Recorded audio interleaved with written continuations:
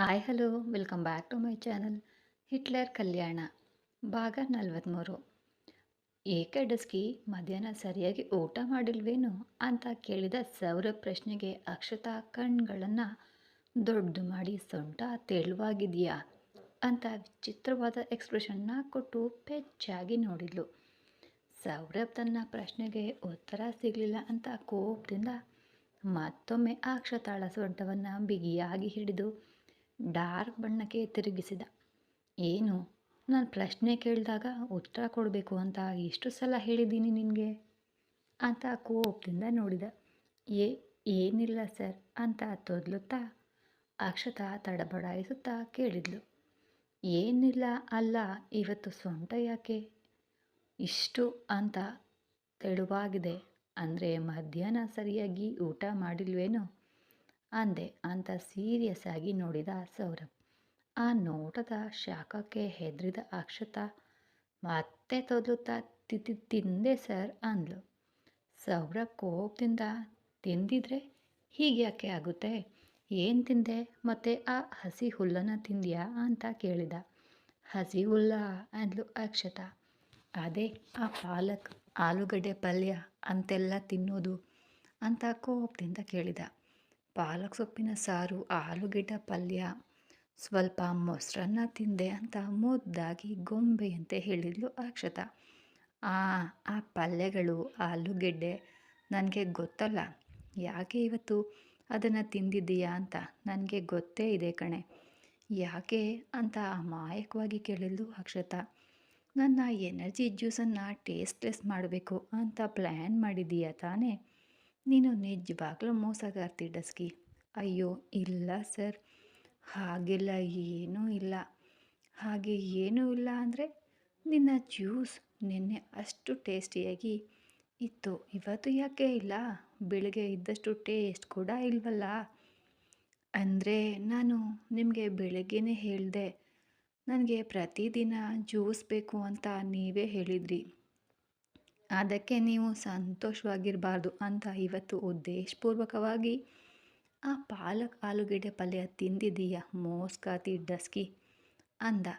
ಹೌದು, ಇಲ್ಲ ಸರ್ ಅಂದ್ಲು. ನಿಜವಾಗ್ಲೂ ಏನೂ ಇಲ್ವೇ? ಹಾಗಾದರೆ ನಿಮಗೆ ನನ್ನ ಮೇಲೆ ನಿಜವಾಗ್ಲೂ ಪ್ರೀತಿ ಇದೆಯಾ?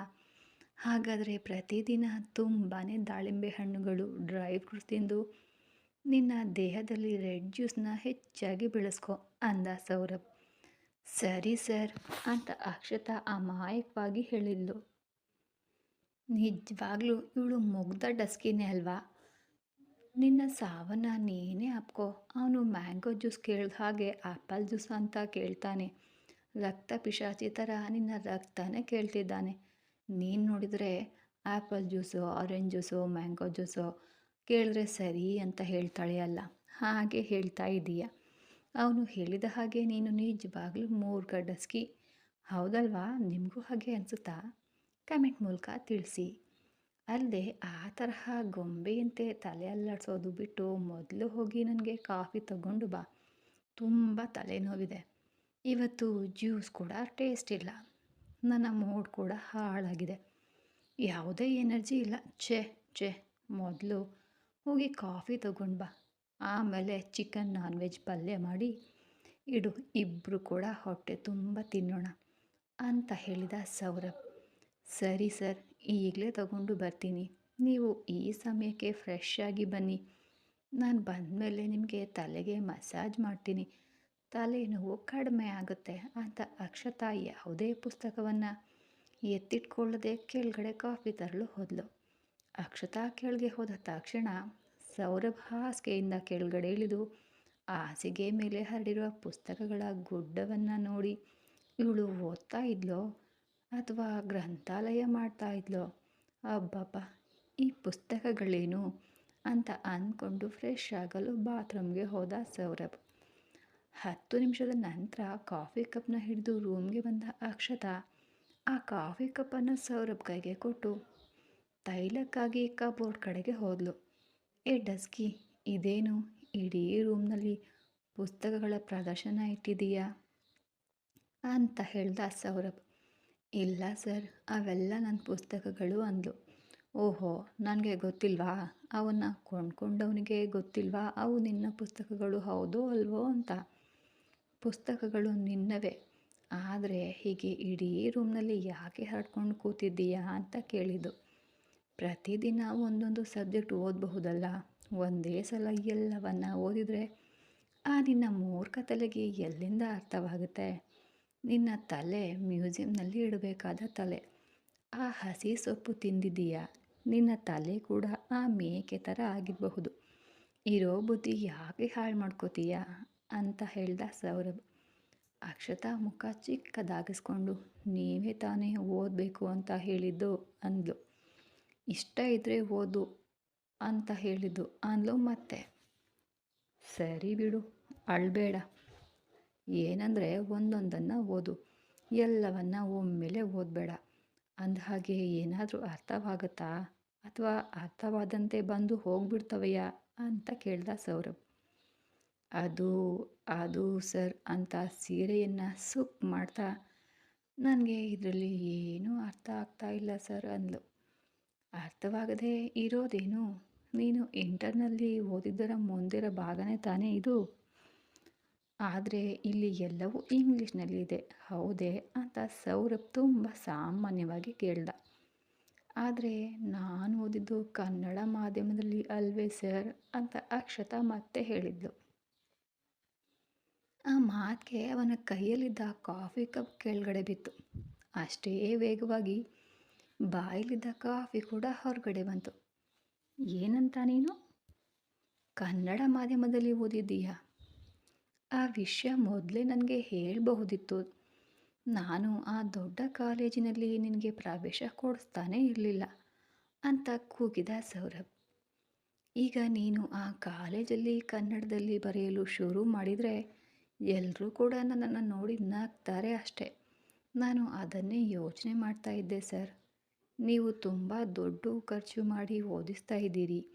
ಆದರೆ ನನಗೇನು ಅರ್ಥ ಆಗ್ತಾ ಇಲ್ಲ. ಏನು ಮಾಡಬೇಕು ಅಂತಾನೂ ಗೊತ್ತಾಗ್ತಿಲ್ಲ ಅಂತ ಅಕ್ಷತಾ ಮುಗ್ಧವಾಗಿ ಹೇಳಿದ್ಲು. ಹಣ ಮುಖ್ಯವಲ್ಲ ಡಸ್ಕಿ. ಇನ್ನೇನು ಮಾಡ್ತೀಯಾ? ಅವೆಲ್ಲವನ್ನ ತಗೊಂಡು ಹೋಗಿ ಯಾರಿಗಾದರೂ ಕೊಟ್ಬಿಡು. ಪಾಪ ಅವರಾದರೂ ಓದಿ ಒಳ್ಳೆಯರಾಗ್ತಾರೆ ಅಂತ ಸೌರಭ್ ಹೇಳ್ದ. ಅಯ್ಯೋ ಸರ್, ನಾನು ಓದಬೇಕು. ನಾನು ಚೆನ್ನಾಗಿ ಓದಿ ಕೆಲಸ ಮಾಡಬೇಕು ಸರ್ ಅಂತ ಅಕ್ಷತಾ ಹಠದಿಂದ ಹೇಳಿದ್ಲು. ಏನು? ಈ ತಲೆಯೊಂದಿಗೆ ಕೆಲಸ ಮಾಡ್ತೀಯಾ? ಏನು ಸಾಧಿಸ್ತೀಯ ನೀನು ಈ ಮೂರ್ಖ ತಲೆಯೊಂದಿಗೆ? ಅದು ಹಾಗಲ್ಲ ಸರ್, ದಯವಿಟ್ಟು ನಾನು ಹೇಗಾದರೂ ಓದಬೇಕು. ಒಂದು ವೇಳೆ ನನಗೆ ಏನಾದರೂ ಅರ್ಥವಾಗದೇ ಇದ್ದರೆ ನಿಮ್ಮನ್ನು ಕೇಳ್ತೇನೆ, ನೀವು ಹೇಳ್ಕೊಡಿ ಅಂದ್ಲು. ದಯವಿಟ್ಟು ಸರ್, ಸ್ವಲ್ಪ ಸಹಾಯ ಮಾಡ್ತೀರಾ ನನಗೆ ದಯವಿಟ್ಟು ಅಂತ ಮುದ್ದಾಗಿ ತುಟಿನ ಕೆಳಗಡೆ ಮಾಡಿ ಕೇಳಿಕೊಂಡ್ರು ಅಕ್ಷತಾ. ಸೌರಭ್ ಸೀರಿಯಸ್ ಆಗಿ ತುಟಿ ಕೆಳಗೆ ಮಾಡಿದರೆ, ತುಟಿಯ ಮೇಲೆ ಒಂದೇ ಒಂದು ಪೆಟ್ಟು ಕೊಡ್ತೀನಿ ಮೋಸಗತಿ ಡಸ್ಕಿ. ಅಷ್ಟೇ ಅಲ್ಲ, ನಿನಗೆ ಟ್ಯೂಷನ್ ಹೇಳ್ತಾ ಕೂತ್ರೆ ನನ್ನ ಶೂಟಿಂಗ್ ಯಾರು ಮಾಡ್ತಾರೆ ಅಂದ. ಈಗಾಗಲೇ ನನ್ನ ಡೇಟ್ಸ್ ಇಲ್ಲ ಖಾಲಿ. ಮುಂದಿನ ವರ್ಷದವರೆಗೂ ತುಂಬ ಬ್ಯುಸಿಯಾಗಿದ್ದೀನಿ. ನನ್ನಿಂದ ಸಾಧ್ಯ ಇಲ್ಲ. ಅದರಲ್ಲೂ ನಿನ್ನ ಮೇಕೆ ತಲೆಗೆ ನಾನು ಹೇಳ್ಕೊಡ್ಬೇಕಾದ್ರೆ ನನ್ನ ತಲೆ ಕೂಡ ಹಾಳಾಗುತ್ತೆ ಅಂತ ಸೌರಭ್ ಹೇಳ್ದ. ಹಾಗಾದರೆ ಈಗ ನಾನು ಓದಲು ಆಗೋದಿಲ್ವೇ ಸರ್ ಅಂತ ಅಕ್ಷತಾ ದುಃಖದಿಂದ ಕೇಳಿದ್ಲು. ಆ ಮುಖ ನೋಡಿ ಅಳಬೇಡ ಮೂರ್ಖ ಡಸ್ಕಿ. ಇರು, ನಿನಗಾಗಿ ಯಾರನ್ನಾದರೂ ಒಬ್ಬ ಟೀಚರ್ ವ್ಯವಸ್ಥೆ ಮಾಡ್ತೀನಿ. ಅವರು ಬಂದು ಹೇಳಿ ಹೋಗ್ತಾರೆ. 1-2 ಗಂಟೆ ಅವ್ರ ಜೊತೆ ಅವರು ಹೇಳಿದ ಹಾಗೆ ಅರ್ಥ ಮಾಡಿಕೊಳ್ಳಲು ಪ್ರಯತ್ನಿಸು ಅಂತ ಸೌರಭ್ ಹೇಳ್ದ. ಈಗ ನೀನು ಓದಿ ಡಿಸ್ಟ್ರಿಕ್ಟ್ ಲೆವೆಲ್ನಲ್ಲಿ ಪಾಸ್ ಆಗಬೇಕಾದ ಅವಶ್ಯಕತೆ ಏನಿಲ್ಲ. ಅದು ಯಾವುದೋ ಡಿಗ್ರಿ ನಿನ್ನ ಹಣೆಗೆ ಹಚ್ಕೊಂಡ್ರೆ ಭವಿಷ್ಯದಲ್ಲಿ ನಾನು ಬಿಟ್ಟ ಮೇಲೆ ಕೆಲಸ ಮಾಡಬೇಕಾದಾಗ ನನ್ನ ಶಿಫಾರಸಿನಿಂದ ಹೋದರೂ ನಿನಗೆ ಕನಿಷ್ಠ ಸರ್ಟಿಫಿಕೇಟ್ ಬೇಕು. ಆದ್ದರಿಂದ ಆ ಡಿಗ್ರಿ ಬರುವಷ್ಟು ಓದಿದರೆ ನೀನು ಸಾಕು. ಸೌರಭ್ ಮಾತುಗಳಿಗೆ ಅಕ್ಷತಾಳ ಮುಖದಲ್ಲಿ ಅನೇಕ ಭಾವನೆಗಳು ಕಂಡುಬಂದವು. ಒಂದು ಕಡೆ ತಾನು ಹತ್ತಿರ ಇದ್ದು ಹೇಳ್ಕೊಡೋದಿಲ್ಲ ಎಂದು ದುಃಖ. ಆದರೆ ಮತ್ತೊಂದು ಕಡೆ ತನ್ನ ಓದನ್ನು ನಿಲ್ಲಿಸದೆ ಟೀಚರ್ ಇಟ್ಕೊಂಡು ಓದು ಮುಂದುವರಿಸಲು ಒಪ್ಕೊಂಡಿದ್ದಕ್ಕೆ ಸಂತೋಷ. ಮತ್ತೊಂದು ಕಡೆ ಕೊನೆಯಲ್ಲಿ ತನ್ನನ್ನು ಬಿಟ್ಟು ಹೋಗ್ತೇನೆ ಎಂದು ಹೇಳಿದ್ದಕ್ಕೆ ದುಃಖ. ಹೀಗೆ ಸಂತೋಷ, ಸಂಶಯ, ದುಃಖ, ಅಳು, ಸಂತೃಪ್ತಿ ಇಷ್ಟೆಲ್ಲ ಭಾವನೆಗಳು ಆ ಮೂರ್ಖ ಡಸ್ಕಿ ತನ್ನ ಮುಖದಲ್ಲಿ ತೋರಿಸಲು ಆಗದೆ ಮುಖವನ್ನು ವಿವಿಧ ರೀತಿಗಳಲ್ಲಿ ಬದಲಾಯಿಸುತ್ತಾ ಇದ್ಲು. ಅಕ್ಷತಾಳ ಬದಲಾಗ್ತಾ ಇರುವ ಭಾವನೆಗಳನ್ನು ನೋಡಿ, ಹೇ, ನಿನ್ನ ಮುಖದಲ್ಲಿ ಯಾಕೆ ಇಷ್ಟೊಂದು ಎಕ್ಸ್ಪ್ರೆಷನ್ಗಳು ತೋರಿಸ್ತಾ ಇದ್ದೀಯಾ? ನಿನಗೆ ಈಗ ಏನಾಗಿದೆ? ದುಃಖವೇ, ಸಂತೋಷವೇ, ಅಥವಾ ನಗುವೆ? ಅದೂ ಇಲ್ಲದೆ ಅಳುವೆ? ನಿನ್ನ ಸಮಸ್ಯೆ ಏನು? ಆ ಮುಖ ಯಾಕೆ ಎಲ್ಲ ಈ ರೀತಿಯಲ್ಲಿ ಅಂತ ಗಂಭೀರವಾಗಿ ಕೇಳಿದ ಸೌರಭ್. ಅಂದರೆ ನೀವು ನಿಮ್ಮ ಅನುಮಾನಗಳನ್ನು ನೀವೇ ಬಗೆಹರಿಸಿಕೊಳ್ಳಲು ಸಾಧ್ಯ ಇಲ್ಲ ಎಂದು ಹೇಳಿದ್ದಕ್ಕೆ ದುಃಖ ಇನ್ನೊಂದು ಕಡೆ. ನನ್ನ ಓದನ್ನು ನಿಲ್ಲಿಸದೆ ಟೀಚರ್ ಇಟ್ಕೊಂಡು ಓದು ಮುಂದುವರಿಸ್ತೇನೆ ಎಂದು ಹೇಳಿದ್ದಕ್ಕೆ ಸಂತೋಷ. ಮತ್ತೊಂದು ಕಡೆ ನನ್ನನ್ನು ಬಿಟ್ಟು ಹೋಗ್ತೇನೆ ಎಂದು ಹೇಳಿದ್ದಕ್ಕೆ ನನಗೆ ದುಃಖ. ಇಷ್ಟೊಂದು ಭಾವನೆಗಳು ಒಮ್ಮೆಲೆ ನನ್ನನ್ನು ಸುತ್ತುವರಿದು ನನ್ನ ಮುಖದಲ್ಲಿ ಯಾವ ಭಾವನೆ ತೋರಿಸಬೇಕು ಅಂತಾನೂ ಗೊತ್ತಾಗ್ತಾ ಇಲ್ಲ ಸರ್ ಅಂತ ಅಕ್ಷತಾ ಪೆಚ್ಚು ಮುಖದಿಂದ ನೋಡಿದ್ಲು. ಹೀಗೆ ಹೇಳ್ತಾ ಇರುವಾಗ ಅಮಾಯಕವಾಗಿ ಕಾಣ್ತಾ ಇದ್ದ ಅಕ್ಷತಾಳ ಮುಖ ನೋಡಿ ಸೌರಭ್ ಜೋರಾಗಿ ನಗುತ್ತಾ ಅವಳ ತಲೆಯ ಮೇಲೆ ಒಂದೇ ಒಂದು ಪೆಟ್ಟು ಹಾಕಿ, ಅದಕ್ಕೇನೆ ಮೂರ್ಖ ಡಸ್ಕಿ, ನಿನ್ನ ಮಣ್ಣಿನ ತಲೆಗೆ ಹೆಚ್ಚು ಕೆಲಸ ಕೊಡಬೇಡ ಅಂತ ಹೇಳಿದ್ದು. ನಾನೀಗ ನೋಡಿದೆಯಾ, ಒಂದೇ ಸಲ 3 ಎಕ್ಸ್ಪ್ರೆಷನ್ಗಳನ್ನು ತೋರಿಸಲು ಆಗದೇ ಇರುವ ನೀನು ಇಷ್ಟೆಲ್ಲ ಪುಸ್ತಕಗಳನ್ನು ಒಂದೇ ಮುಂದೆ ಇಟ್ಕೊಂಡು ಇಷ್ಟೆಲ್ಲ ಸಬ್ಜೆಕ್ಟ್ಗಳನ್ನು ಒಂದೇ ಸಲ ಓದಲು ಆಗುತ್ತಾ ನಿನ್ನ ಮೇಕೆಯ ತಲೆಯಿಂದ?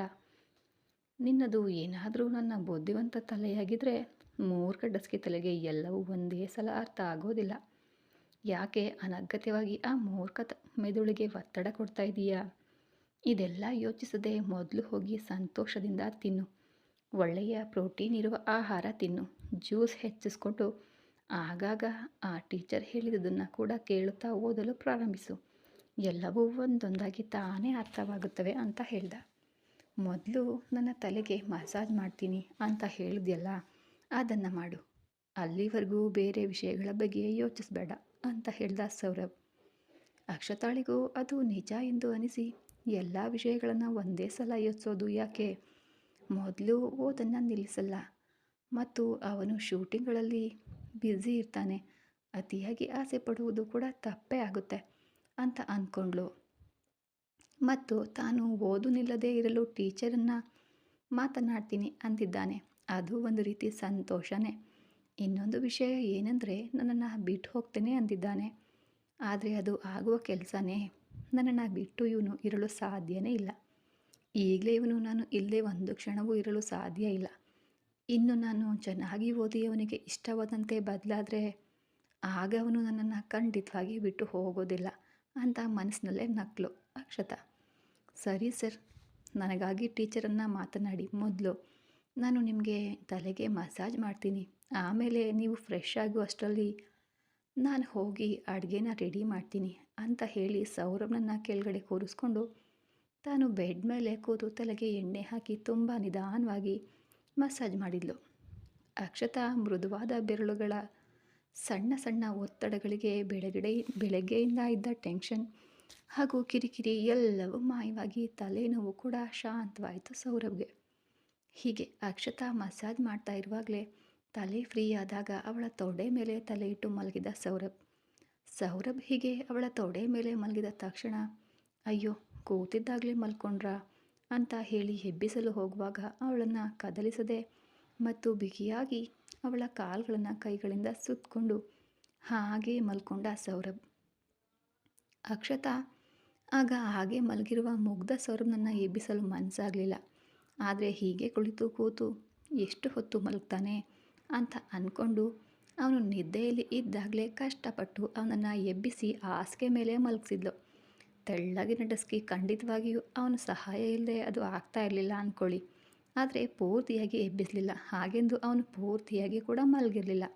ಹಾಗೆ ಹಾಸಿಗೆ ಮೇಲೆ ಮಲಗಿಸಿ ಹಣೆಯ ಮೇಲೆ ಬಿದ್ದ ಕೂದಲನ್ನು ಹಿಂದಕ್ಕೆ ಸರಿಸಿ ಅವಳಿಗೆ ತುಂಬ ಇಷ್ಟವಾದ ಬಿಳಿ ಕೆನೆಯ ಮೇಲೆ ಪ್ರೀತಿಯಿಂದ ಮುತ್ತು ಕೊಟ್ಟು ಕೈ ತೊಳ್ಕೊಂಡು ಅಡುಗೆ ಮನೆಗೆ ಹೋದಳು ಅಕ್ಷತಾ.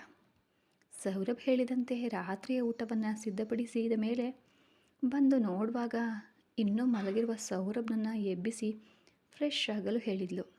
ಸುಮಾರು 1 ಗಂಟೆ ಮಲಗಿದ್ರಿಂದ ಮನಸ್ಸು ತುಂಬಾ ರಿಲ್ಯಾಕ್ಸ್ ಆಗಿತ್ತು ಸೌರಭ್ಗೆ. ಸೌರಭ್ ಬಾತ್ರೂಮ್ಗೆ ಹೋಗುವಾಗ ಒಮ್ಮೆ ಅಕ್ಷತಾಳನ್ನು ನೋಡಿ ಅವಳ ಹತ್ರ ಹೋಗಿ ಬಿಗಿಯಾಗಿ ಅಪ್ಕೊಂಡು ಕೆನ್ನೆಯ ಮೇಲೆ ಸ್ಟ್ರಾಂಗ್ ಆಗಿ ಒಂದು ಕಿಸ್ ಕೊಟ್ಟು, ಧನ್ಯವಾದಗಳು ಡಸ್ಕಿ, ನಿನ್ನ ಕೈಗಳಲ್ಲಿ ಏನೋ ಮಾಯೆ ಇದೆ ಕಣೆ, ಮನಸ್ಸು ತುಂಬಾ ಫ್ರೆಶ್ ಆಗಿದೆ ಎಂದು ಅವಳ ಕೈಗಳನ್ನು ಮುತ್ತಿಟ್ಟು ಫ್ರೆಶ್ ಆಗಲು ಹೋದ. ಮುಂದಿನ ದಿನ ಶೂಟಿಂಗ್ಗೆ ಹೋಗಬೇಕಾದ ಸೌರಭ್ ಶೂಟಿಂಗ್ಗೆ ಹೋಗದೆ ಅಕ್ಷತಾಳಿಗಾಗಿ ಮಾತನಾಡಿದ ಟೀಚರ್ಗಾಗಿ ಕಾಯ್ತಾ ಇದ್ದ.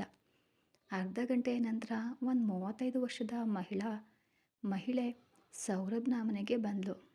ಅವಳು ಬಂದ ತಕ್ಷಣ ಅವರಿಗೆ ಕೂರಲು ಸೀಟ್ನ ಆಫರ್ ಮಾಡಿದ ಸೌರಭ್ ಅಕ್ಷತಾಳನ್ನ ತನ್ನ ಪಕ್ಕದಲ್ಲೇ ಕೂರಿಸ್ಕೊಂಡು, ಅಕ್ಷತಾ, ಇವರು ವಸುಧಾ ಮೇಡಮ್, ಇವತ್ತಿನಿಂದ ನಿನಗೆ ಇಂಗ್ಲೀಷ್, ಗಣಿತ, ಕಂಪ್ಯೂಟರ್ಸ್ ಎಲ್ಲವನ್ನ ಹೇಳ್ಕೊಡ್ತಾರೆ.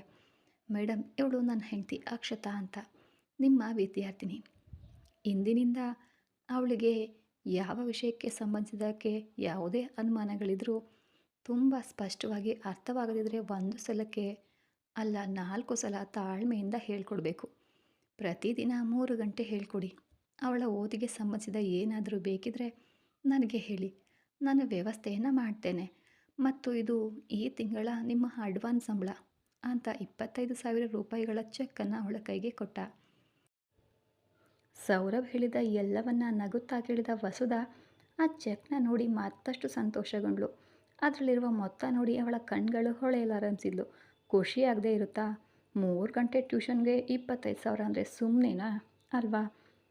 ಸೌರಭ್ ಅವಳ ಕೈಗೆ ಚೆಕ್ ಕೊಡುವಾಗಲೇ ಅದರಲ್ಲಿರುವ ಮೊತ್ತವನ್ನು ನೋಡಿದ ಅಕ್ಷತಾಳ ಬಾಯಿ ಕಪ್ಪೆಯಂತೆ ಬಾವಿಯಲ್ಲಿನ ಕಪ್ಪೆಯಂತೆ ತೆರೆಯಿತು ಮತ್ತು ಕಣ್ಗಳ ರೆಪ್ಪೆ ಬಡಿಯದೆ ಹಾಗೆ ಫ್ರೀಸ್ ಆದವು.